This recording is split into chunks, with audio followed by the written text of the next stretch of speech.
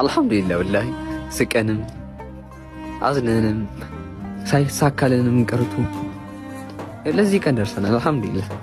የቀጣዩ ደግሞ በአላህ ዲስ ኮነ ድረስ ምንም አይነት ሐሳብ ሊገባን አይገባም። ያ ረብ የረጅም ጊዜ ምኞቴ ይሳካልኝ፣ የቀን ሌሊት ህልሜ እውን ይሆን ዘንድ አግዘኝ ጌታ።